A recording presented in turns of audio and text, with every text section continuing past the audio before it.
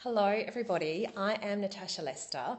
I'm an author and my lovely publishers at Hachette have asked me to show you where I write today.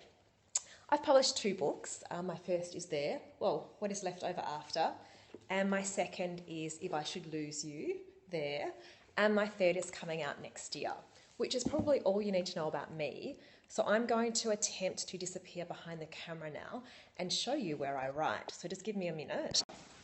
So this is the room where all of the hard work and occasional magic happens.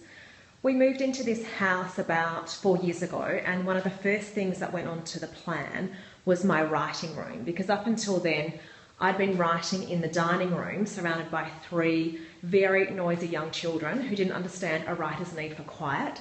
So I wanted desperately to have a room of my own. And I asked the builders to make sure it had a view of the outside, which you can see here. Ordinarily these doors are open because it's normally really nice weather here in Perth, but today it's a bit blowy, and as you can see by the pile of autumn leaves, I'm a much better writer than I am gardener. I also asked the builders to give me a wall of bookshelves, which you can see here, to put all of my books on, because obviously being a writer, I'm a very avid reader. So you'd think being a writer, one of the first things I would have bought for my new writing room would be a desk or a chair or a laptop or something functional like that. But no, it was my wallpaper here, which is a Florence Broadhurst design that I just love. And it makes me feel happy when I walk into the room every morning, which is a nice way to be when you're sitting down to write a book. What else can I show you? Over here on my wall, surrounded by artwork from my lovely kids, is my kind of yearly calendar. This helps me work out what I need to do in any given week, because I'm juggling two books at the moment. I'm writing book number 4, which is coming out in 2017, and I'm doing the edits for book number 3, which is coming out next year. So with this calendar, I work out which week I have to be working on which particular book, so I know what I'm meant to be doing. Here's the desk over here where everything happens. I generally have a very neat desk. It's a bit messy today because I'm in the middle of editing. Editing means messy desk, writing means neat desk. So I have lots of piles of paper, which are the various pages of my manuscript that I'm working on. Over here is something I need to show you too. It's a painting on my wall, which I love. It's from a local Perth artist. And I bought it because I hope that's the way readers might feel when they sit down and read one of my books. Well, I can always dream anyway. What else can I show you? That's probably pretty much it. As a writer, I write in this room all of the time. I can't write in cafes, it's too noisy, because I'm used to writing when the kids are asleep. This is my first year of kind of full-time writing with the kids at school. I've become very used to writing in this room because I've had to be here because they've been down in their beds fast asleep while I've been tapping away for a couple of hours. The other thing I need to do today is do a reading from my next book, which is kind of scary because I haven't shown this book to anyone other than my agent and my publisher, obviously. So yeah, I hope that you enjoy this. I'm going to attempt to reappear in front of the camera. Oh look, there, that worked. And I've worked out that if I balance my phone on my water glass here, that you can see me while I read. Hopefully it doesn't fall into the water glass. Okay, so this is a reading from my book that's coming out next year. It's historical fiction set in 1920s New York, and it's about a girl called Evie who wants to go to medical school, to one of the medical schools that's just opened its doors to women. It's kind of a really scandalous thing to do at the time because there were so few women doing things like this. So it's her story. This bit I'm about to read to you, she's just gone to New York and met a group of friends who've taken her out for the night to her very first speakeasy. And the speakeasy's just closed its doors for the night, but they've decided there is still more fun to be had. So we join them at that point in the story. Here goes.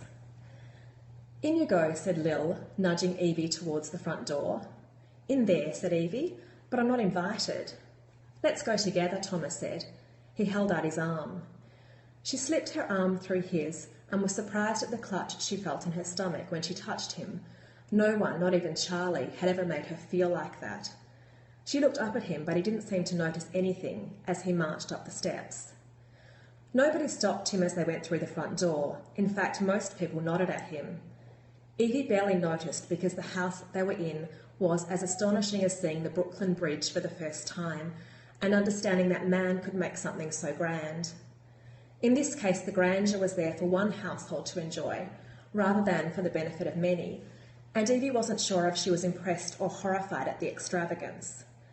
She was staring at a 3-storey art gallery hung with Rembrandts and Titians, which was more gilded than the Versailles and more colossal than a public art museum. Evie thought the house was the site Lil and Thomas had wanted her to see, until Thomas pointed to Evie's left. "There," he said.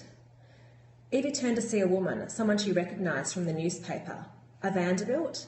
Yes, Evie was in the Vanderbilt's infamous mansion. The woman was wearing a dress covered with thousands of tiny electric light bulbs, stitched by hand over the fabric as if they were sequins or beads.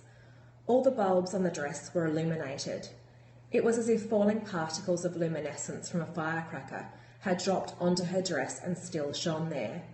Evie had never seen anything so striking, a woman aglow, lit up, the brightest point in the room. The woman saw Thomas and smiled. He held up his hand as if to say, "I'll be there in a minute," but instead he guided Evie back to the front door. "If we say hello, we'll be stuck here for hours," he explained, as they rejoined Lil and Leo.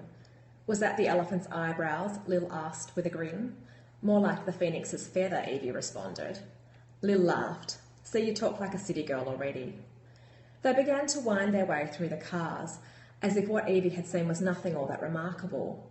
But how does she move around in that dress? Wherever did she get it? And wasn't she Mrs. Vanderbilt, Evie asked, unable to be as nonchalant as her 3 companions. "Could have been," said Tommy, smiling. "But that means you know the Vanderbilts," Evie said.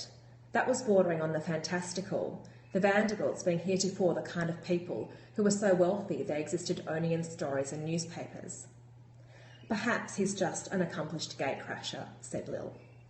So that's it. I hope you enjoyed seeing around my writing room today, and I hope you enjoyed that reading, which was kind of scary.